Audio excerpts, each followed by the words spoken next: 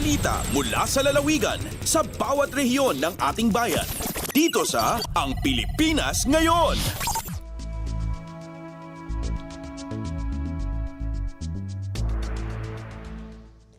Narito na ang bugso ng ating mga regional news. Dumako muna tayo sa rehiyon ng Luzon. Lokal na pamahalaan sa lungsod ng Lawag, nais isaayos agad ang mga nasirang infra projects pagkatapos ng pananalasa ng Bagyong Hulyan.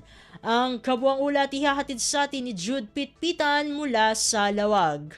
Kalikagom ti sangkonyang palunsod diti syudad ti Lawag a matarima na dagos dagiti la perding infrastruktura diti syudad gapo iti Bagyong Hulyan. Basar report ti LGU umabot ti lasarok 140 million pesos ti nadadaal iti banag ti infrastruktura gapo iti kapigsa ti layos nga inton dati nakaro panagtudo na. Karaman ditoy dagitay daycare centers, City Hall, iti tiyandaan, evacuation centers, pagadalan, sumagmamanong slope protection, iti siyam a barangay dito syudad. Kinunan ni Committee on Social Services Sangguniang Palusod member John Michael Fariñas adakkel ti tulong ti panang deklara ti probinsya nga adda ti babaan ti state of calamity ditoy probinsya gapot na mabalindan nga usaran iti Quick Response Fund tapno tumulong kadagiti nadidigra ti bagyo ken iti panangrugi panagtarimaan kadagiti nadakamat a perdisyon. No pay kasta iti kadakkel ti danyo sa naramid nasken ang papagsaritaan daytoy ti konseho tapno maiyo na dagiti priority projects a kasapulan a matarimaan. Malay ti datoy agtultuloy ti panakayuswa ti relief operations dito syudad. Rumrumwar base ti kaudyan nga datos nga inparok at ti LGU adan ti 8,562 a pamilya ti na-evacuate kay Batugan iti 32,516 nga individual.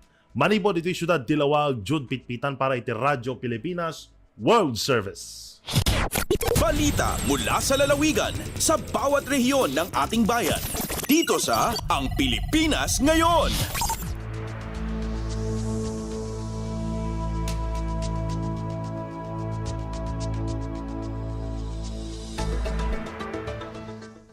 Inyong napakinggan ang ulat ni Jude Pitpitan mula sa Lawag. Puntahan naman natin ang Agoo. Mga stakeholder ng fishery sector sa Rehiyon 1 pinarangalan ng Bureau of Fisheries and Aquatic Resources o BIFAR sa ginanap na Fish Conservation Week sa lalawigan ng La Union. Ang detalye ng balita ihahatid naman sa atin ni Glenda Sarak. Pinadayawan ti Bureau of Fisheries and Aquatic Resources ng BIFAR Region 1 tinaduma-duma Local Government Unit, Barangay, Opisina, Ahensya, Grupo kin Individual dito Rehiyon 1. Kabayatan ti Culmination Program ti 61st Fish Conservation Week anaangay ijay San Vicente, San Fernando City, La Union. Indaulwan ni BIFAR Region 1 Regional Director Rosario Segundina Gerlan ti panakaipaay ti pamadayaw. Kadwanan ni Dr. Lemuel Aragones, Professor iti UP-IESM, kan President at the Philippine Mammal Stranding Network ang nagserbi ka as keynote speaker iti programa. Naduma-duma dagiti kategorya ti pamadayaw kas iti Commendation Award, gawad ng pagkilala sa mga kabalikat ng pangisdaan, gawad pasasalamat sa mga kabalikat ng pangisdaan, bayat ang nabigbig dagiti nangabak kan finalist iti Isda Pitik Contest. Ti 61st Fish Conservation Week kat naadaan iti tema as sama-sama tungo sa maunlad at likas kayang pangisdaan sa bagong Pilipinas. Manipod Agoo La Union, Glenda Bakungan Sarak para iti Radyo Pilipinas World Service. Balita mula sa lalawigan sa bawat rehiyon ng ating bayan. Dito sa Ang Pilipinas Ngayon.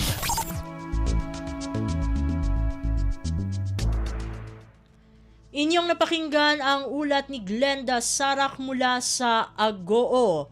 Puntahan naman natin ang rehiyon ng Kabisayaan.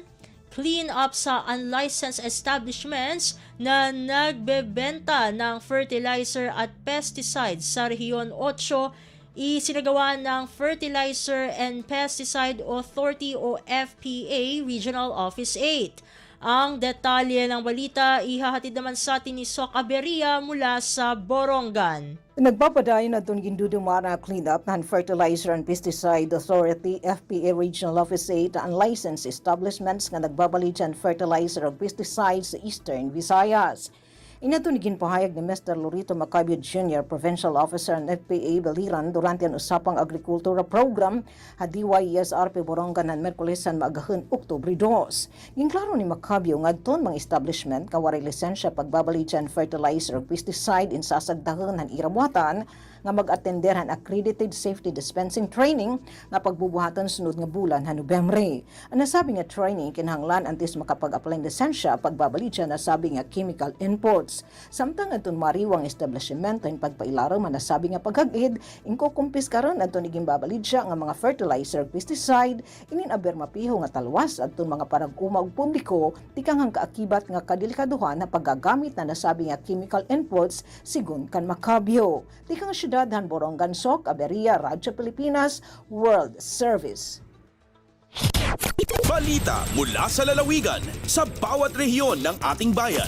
Dito sa Ang Pilipinas Ngayon.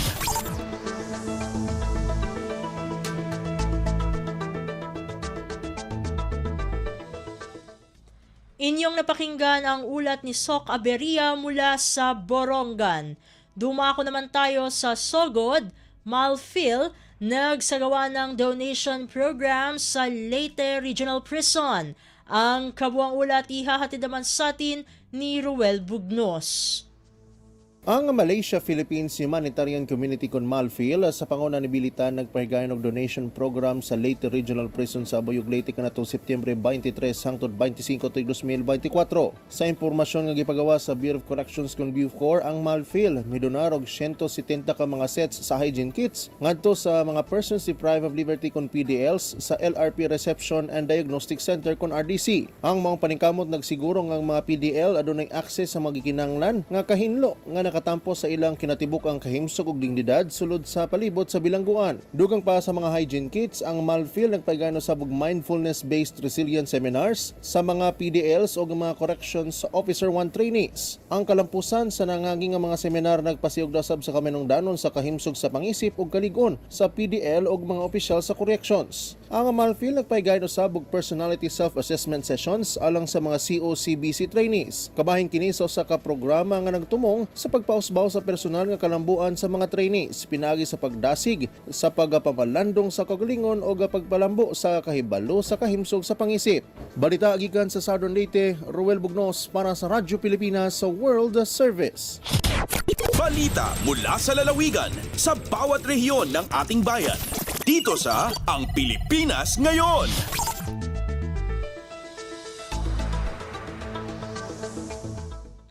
Inyong napakinggan ang ulat ni Ruel Bugnos mula sa Sogod. Dakuin naman natin ang Mindanao. Mayor Rolando Uy pinakinggan ang mga hinaing ng transport groups sa mga bagong ruta na ipinatutupad sa Cagayan de Oro City. Ang detalye ng balita ihahatid naman sa atin ni Ryan Carbon mula sa Cagayan de Oro. Nagkadaiyang mga problema kalabot sa gipatuman nga bag-ong ruta sa mga modernized public transport ang gipaminaw ni Mayor Rolando Uy atol sa gipahigayon nga meeting sulod sa iyang buhatan ni adtong Lunes, September 30. Tulo ka transport group ang mipadayag sa nagkadaiyang problema kalabot sa bag-ong ruta og nihangyo sa mayor nga sila matabangan aron masulbad kini. Mapasalamato ng mayor sa mga transport group sa pagbisita sa iyang buhatan alang sa maong panagtigom. Ipasabot niya nga iyang paningkamutan nga matabangan ang tanan ug pangitaan ug paagi aron matagan og kaangayan ang matag grupo ilabi na ang kinabag-ang katawhan nga apektado sa problema. Si Attorney Jose Edgardo Uy, co-chairman sa Regulatory Compliance Board, mao ang nagpreside sa maong tigom diin anaa-usab sila si Engineer Nonito Oclarit, Department Manager sa Roads and Traffic Administration kon RTA, ingon man ang representante sa LTFRB Region 10. Gikan sa RP1 Cagayan de Oro City, Ryan Carbon para sa Radyo Pilipinas World Service. Balita mula sa lalawigan sa bawat rehiyon ng ating bayan. Dito sa Ang Pilipinas Ngayon.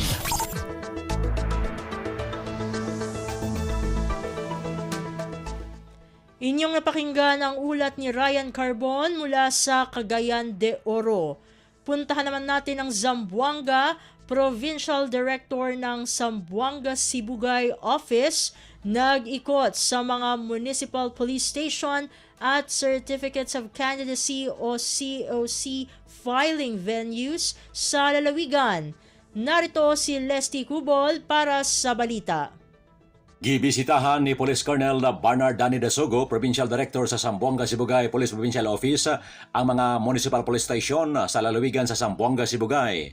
Kini sa tuyong masiguro ang kahigpit sa gipatumang seguridad sa kapulisan ngadto sa mga COC filing venue sulod sa ilang jurisdiksyon. Kagahapon, personal nga gibisita ni Colonel Dasugo ang Kabasalan og ang Payao MPS. Gimando ni Colonel Dasugo ang hugot nga pagbantay sa mga filing location aron mapiho ang seguridad sa mga aspirante nga magduso sa ilang sertipiko di kandidatura. Gipanumduman ni Dasugo ang mga hepe sa kapulisan sa kamahinungdanon sa hustong personal deployment o ang ligong integridad sa mga pulis nga mopatunhay sa seguridad sa mga filing venue.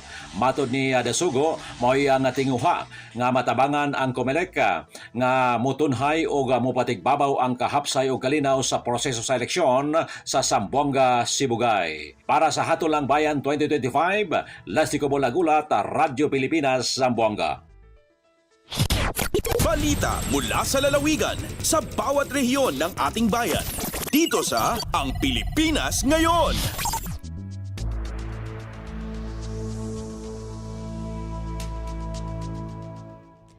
Inyong napakinggan ang ulat ni Leslie Cubol mula sa Zamboanga. Dumako naman tayo sa Butuan.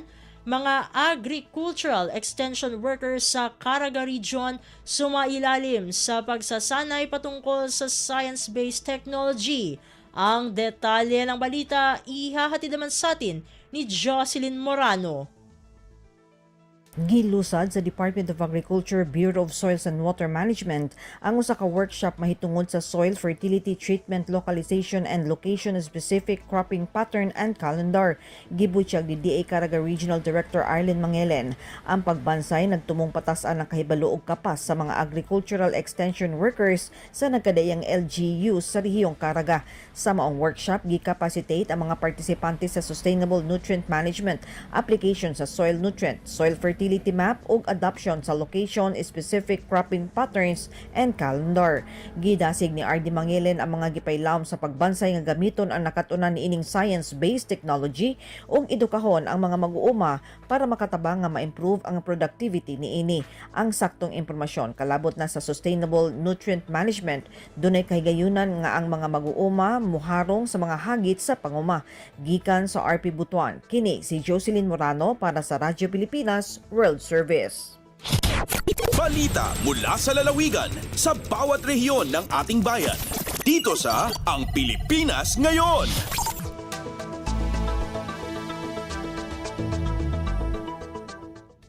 Inyong napakinggan ang ulat ni Jocelyn Morano mula sa Butuan. Puntahan naman natin ang Iligan. Commission on Elections o COMELEC sa Iligan City nagpaalala na walang extension sa paghahain ng Certificates of Candidacy o COCs para sa halalan 2025. Ang kabuang ulat ihahatid naman sa atin ni Sheriff Timhar Habib Majid. Nagpahinumdum si Commission on Elections o COMELEC Iligan City Election Officer Attorney Annaliza Barredo nga walay extension sa mga gustong ma-file og Certificate of Candidacy o COC alang sa umaabot nga May 2025 national and local elections. Ang pag-file sa Certificate of Candidacy nagsugod niya tong Martes, October 1 hangtod October 8 alas 5 sa hapon. Kawas dini nagpahinumdum pod si Attorney Barredo nga labing maayo nga mosusi muna sila sa buhatan sa COMELEC aron malikayan ang pagkalangan sa oras sa adlaw sa pag-file sa ilhang tagsa-tagsa kapag kakandidatura. Ginadili matod niya nga magdugay sila makapabilin sulod sa buhatan sa COMELEC tungod kay gamay ra ang pasilidad niini. Dugang pa niya pinaagi niini mas mapasayon ang pagproseso sa ilhang mga rekisitos sa pag-file sa Certificate of Candidacy. Gikan sa Radyo Pilipinas Iligan kini Sheriff Timhar alang sa Radyo Pilipinas World Service. Balita mula sa lalawigan sa bawat rehiyon ng ating bayan. Dito sa Ang Pilipinas Ngayon.